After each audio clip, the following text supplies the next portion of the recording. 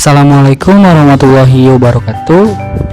Di sini kami akan memberikan tutorial pengisian lampiran khusus transkrip kutipan elemen-elemen dari laporan keuangan. Lampiran khusus transkrip kutipan elemen-elemen dari laporan keuangan ini ditujukan untuk wajib pajak badan, di mana di dalamnya terdapat elemen-elemen dari laporan keuangan yang harus dilaporkan. Lampiran khusus ini bertujuan untuk memenuhi pelaporan SPT tahunan wajib pajak badan. Berikut ini merupakan lampiran khusus transkrip kutipan elemen-elemen dari laporan keuangan. Berikut ini merupakan lampiran khusus SPT tahunan pajak penghasilan wajib pajak badan transkrip kutipan elemen-elemen dari laporan keuangan. Lampiran khusus ini memiliki beberapa macam lampiran. Yang pertama ada 8A strip 1 untuk perusahaan industri manufaktur, 8A strip 2 untuk perusahaan dagang, 8A strip 3 untuk bank konvensional, 8A strip 4 untuk bank syariah, 8A strip 5 untuk perusahaan asuransi, 8A strip 6 untuk non-kualifikasi, 8A strip 7 untuk dana pensiun, 8A strip 8 untuk perusahaan pembiayaan. Di sini kita menggunakan lampiran 8A strip 6 non-kualifikasi, di mana ditujukan untuk selain 7 jenis usaha yang ada. Lampiran khusus transkrip kutipan elemen-elemen dari laporan keuangan ini memiliki beberapa bagian. Yang pertama ada tahun pajak, yang kedua ada NPWP dan nama wajib pajak. Pada bagian satu ada elemen dari neraca, lalu pada bagian 2 ada elemen dari laporan rugi, lalu yang ketiga ada elemen transaksi dengan pihak-pihak yang mempunyai hubungan istimewa sesuai dengan PSAK nomor 7, dan yang terakhir ada pernyataan. Untuk mengisi lampiran khusus transkrip kutipan elemen-elemen dari laporan keuangan ini, kita harus memiliki beberapa data. Yang pertama, kita harus memiliki laporan neraca. Yang kedua, kita harus memiliki perhitungan laba rugi, di mana semuanya telah kami persiapkan. Yang pertama ada laporan neraca perusahaan PT Delimatek 31 Desember 2019. Yang kedua ada perhitungan laba rugi PT Delimatek periode sampai dengan 31 Desember 2019. Lalu di sini ada data perusahaan, di mana data perusahaan ini berfungsi untuk mengisi beberapa kolom yang dibutuhkan dalam lampiran khusus. Yang pertama, kita akan mengisi tahun pajak. Tahun pajak ini kita isi sesuai dengan tahun pajak yang akan dilaporkan. Di sini kita akan melaporkan tahun pajak 2019, maka kita isi dengan tahun 2019. Lalu di sini ada NPWP dan nama wajib pajak. NPWP dan nama wajib pajak ini kita isi sesuai dengan data perusahaan yang telah kita sediakan. Di sini ada data perusahaan, di sini ada nama perusahaan, NPWP, dan direktur. NPWP ini kita isi sesuai dengan data perusahaan.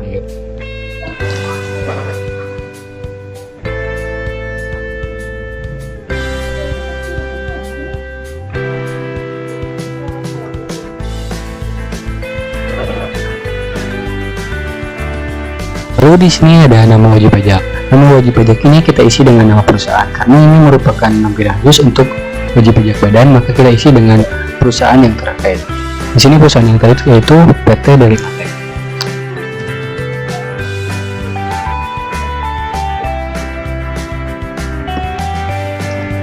Selanjutnya kita akan mengisi bagian 1 yaitu elemen dari neraca. Pada bagian 1 elemen dari neraca ini kita akan mengisi bagian aktiva. Untuk mengisi bagian ini kita harus melihat data perusahaan dari laporan neraca PT Delimatek. Di sini ada laporan neraca PT Delimatek 31 Desember 2019. Data ini nantinya akan menjadi dasar untuk pengisian bagian 1 elemen dari neraca. Yang pertama kita akan mengisi kas dan setara kas. Untuk mengisi kas dan setara kas kita lihat pada laporan neraca PT Delimatek. Di sini ada nilai yaitu sebesar Rp258.714.366. Lalu di sini ada investasi sementara. Karena investasi sementara tidak ada pada laporan neraca PT Delimatek sesuai dengan peraturan perundang-undangan, maka kita harus isi dengan angka 0. Tidak boleh dikosongkan atau tidak di strip. Lalu di sini ada piutang usaha pihak ketiga. Untuk mengisi piutang usaha pihak ketiga, kita melihat pada laporan neraca PT Delimatek. Di sini ada piutang sebesar 1.000.000 Rp478.489.817 rupiah. Lalu di sini ada piutang usaha yang punya hubungan istimewa. Karena tidak ada pada laporan neraca PT Telematik, kita isi dengan angka 0. Lalu di sini ada piutang lain-lain pihak ketiga. Karena tidak ada, kita isi dengan angka 0. Lalu di sini ada piutang lain-lain yang mempunyai hubungan istimewa. Karena tidak ada, maka kita isi dengan angka 0. Di sini ada penyisihan piutang ragu-ragu. Karena tidak ada, maka kita isi dengan angka 0. Di sini ada persediaan. Untuk mengisi persediaan, kita lihat kembali pada laporan neraca PT Telematik. Di sini ada persediaan senilai Rp883.902.385. Lalu di sini ada beban dibayar di muka. Karena beban dibayar di muka tidak ada, maka kita isi dengan angka 0. Di sini ada uang muka pemberian. Karena uang muka pemberian tidak ada, maka kita isi dengan angka 0. Di sini ada aktiva lancar lainnya. Untuk pengisian aktiva lancar lainnya, kita isi dengan, di sini ada pajak dibayar di muka, maka kita isi dengan nominal pajak dibayar di muka yaitu sebesar Rp49.823.582. Di sini ada piutang jangka panjang. Karena tidak ada pada laporan neraca PT Telematik, kita isi dengan angka 0. Di sini kita akan mengisi kolom tanah dan bangunan. Untuk mengisi kolom tanah dan bangunan, kita harus melihat kembali pada laporan neraca PT Telematik. Di sini ada aktiva tetap. Di sini ada bangunan senilai 125 juta, maka kita isi kolom tanah dan bangunan ini sebesar 125 juta. Lalu di sini ada aktiva tetap lainnya. Untuk mengisi aktiva tetap lainnya, kita harus menjumlahkan beberapa aktiva tetap yang ada pada laporan neraca PT Telematik. Yang pertama ada kendaraan senilai 218 juta. Yang kedua ada perlengkapan kantor senilai 17 juta. Lalu ada mesin dan perlengkapan pabrik senilai 91 juta. Maka total aktiva tetap lainnya yaitu sebesar 326 juta.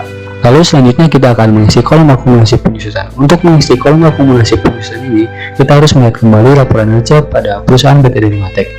Di sini ada akumulasi penyusutan sebesar 242.250.000. Maka nilai ini kita masukkan pada kolom akumulasi penyusutan.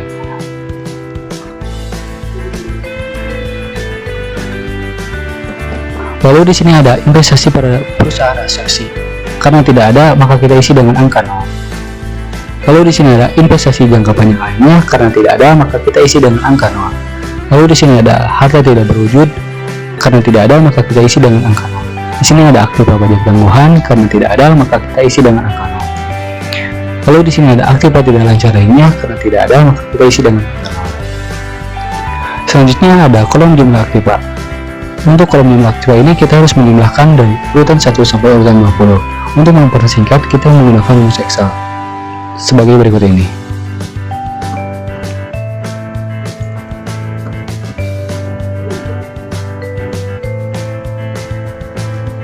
Maka setelah jumlahkan, jumlah aktiva tersebut sebesar Rp2.879.680.150, di mana nilai tersebut sesuai dengan laporan neraca pada perusahaan PT Telematik yaitu sebesar Rp2.879.680.150. Kita akan melanjutkan pengisian elemen neraca, yaitu sisi kedua yang terdapat dari elemen neraca. Jika sisi pertama berisi mengenai aktiva, maka sisi kedua ini berisi mengenai kewajiban dan ekuitas. Sebelumnya telah dijelaskan bahwa setiap saldo akun dari elemen neraca terdapat dalam neraca laporan keuangan. Untuk pengisian sisi kedua elemen neraca ini, yang pertama kita lihat uraian di akun hutang usaha pihak ketiga. Maka kita isi nilai rupiah ini dengan melihat ke neraca laporan keuangan bagian aktiva lancar di akun hutang, yaitu sebesar Rp603.864.562. Yang kedua adalah hutang usaha pihak yang mempunyai hubungan istimewa. Jika dalam laporan keuangan tidak terdapat akun saldo tersebut, maka kita isi kolom nilai rupiah ini dengan 0. Yang ketiga adalah hutang bunga. Karena tidak terdapat akun di dalam neraca laporan keuangan, mengenai hutang bunga, maka kita kembali mengisi dengan nol. Yang keempat adalah hutang pajak. Hutang pajak dilihat dari neraca laporan keuangan. Bagian aktiva lancar, dia akun pajak harus dibayar, maka hutang pajak di sini adalah Rp3.623. Yang kelima adalah hutang dividen. Karena hutang dividen tidak terdapat akun saldo di dalam neraca laporan keuangan, maka hutang dividen adalah nol. Yang keenam adalah biaya yang masih harus dibayar. Karena akun saldo biaya yang masih harus dibayar juga tidak terdapat dalam neraca laporan keuangan, maka kembali kita isi dengan nol. Yang ketujuh adalah hutang bank. Hutang bank di dalam neraca laporan keuangan berisi pinjaman bank yang di dalamnya berisi 800 juta rupiah. Maka kita isi nilai rupiah tersebut dengan nominal 800 juta rupiah. Yang kedelapan adalah bagian hutang jangka panjang yang jatuh tempo dalam tahun berjalan. Jika dalam laporan keuangan tidak terdapat akun saldo tersebut, maka kita isi kolom ini dengan nol. Begitu juga dengan uang buka pelanggan, kita isi dengan nol karena tidak ada saldo akun mengenai uang buka pelanggan. Kemudian kewajiban lancar lainnya juga kita isi dengan nol. Hutang bank jangka panjang, hutang usaha jangka panjang, hutang usaha jangka panjang pihak yang mempunyai hubungan istimewa, kewajiban pajak tangguhan, kewajiban tidak lancar lainnya, modal saham, agio saham, atau disebut juga tambahan modal di setor. Selanjutnya adalah laba ditahan tahun-tahun sebelumnya.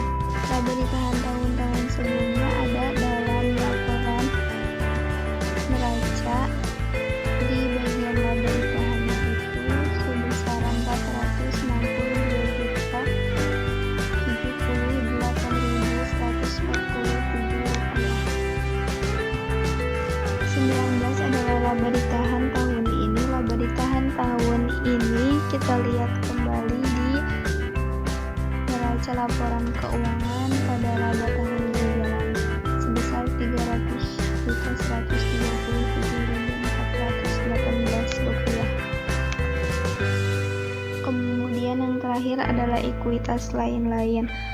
Ekuitas lain-lain pada laporan neraca di sini adalah modal di tempat senilai 700 juta rupiah, maka kita isi nilai rupiah di sini dengan 700 juta rupiah. Dan kolom terakhir adalah jumlah kewajiban dan ekuitas. Di sini jumlah kewajiban adalah jumlah nominal akun-akun yang ada di sisi kedua bagian neraca elemen neraca sejumlah Rp2.680.150.150. Pengisian bagian 2 kita menggunakan laporan laba rugi. Contohnya ada di samping kanan. Dan poin-poin yang diisi sesuai dengan laporan laba rugi. Yang pertama ada penjualan bersih. Penjualan bersih sebesar Rp9.108.217.060. Yang kedua ada persediaan awal sebesar Rp785.135.685. Yang ketiga ada pembelian sebesar Rp5.209.110. Yang keempat ada persediaan akhir sebesar Rp883.901.485. untuk memperoleh harga pokok penjualan, yaitu dengan cara persediaan awal ditambah dengan pembelian dikurang persediaan akhir, hasilnya sama dengan 5.102.943.310 rupiah. Dan untuk laba kotornya, penjualan bersih dikurang dengan harga pokok penjualan, hasilnya sama dengan 4.005.273.750 rupiah. Poin 7 yaitu beban penjualan diperoleh dari biaya upah, listrik, dan penyusutan lainnya sebesar 7.919.891.403 rupiah, dikurang dengan persediaan awal, pembelian, dan persediaan akhir sebesar 5.109.943.310 rupiah, sama dengan 2.813.948.093 rupiah. Dan untuk beban administrasi yaitu 891.863.054 rupiah. Dan untuk laba usahanya yaitu laba kotor dikurang dengan beban penjualan dikurang dengan beban umum, hasilnya sama dengan 209.462.603 rupiah. Pada poin 10 yaitu penghasilan beban lainnya sebesar 674.815 rupiah. Bagian laba rugi perusahaan asumsi tidak ada, jadi dikosongkan saja.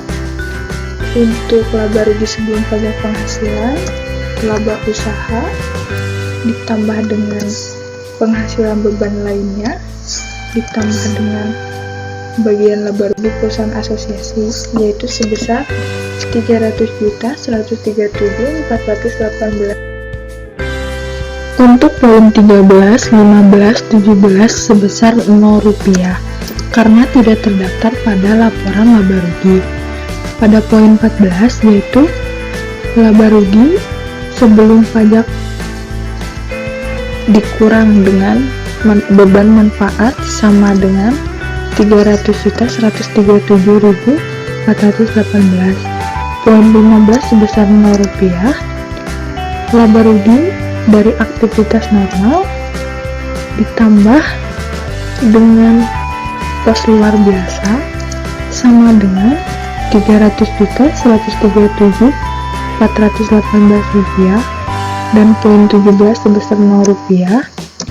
Dan hasil dari laba bersih yaitu laba rugi sebelum hak minoritas ditambah hak minoritas atas laba rugi sama dengan 300.137.418 rupiah. Saya akan menjelaskan bagian ketiga, yaitu elemen transaksi dengan pihak-pihak yang mempunyai hubungan istimewa sesuai dengan PSAK nomor 7. Hubungan istimewa lebih dikenal dengan istilah transfer pricing. Itu tidak terjadi pada kehidupan sosial saja, namun juga kehidupan bisnis. Hubungan istimewa juga diakui dalam akuntansi dan perpajakan. Apa sih pengertian hubungan istimewa menurut perpajakan itu sendiri? Hubungan istimewa diartikan sebagai hubungan bisnis yang terjadi antara dua wajib pajak maupun lebih yang akhirnya menimbulkan pajak penghasilan lebih kecil. Sedangkan menurut PSAK nomor 7 dipaparkan pihak yang mempunyai hubungan istimewa mampu mengendalikan pihak lain secara signifikan, bahkan bisa saja mengambil keputusan keuangan dan operasional. Hubungan istimewa bisa terjadi apabila perusahaan memiliki hubungan kepemilikan.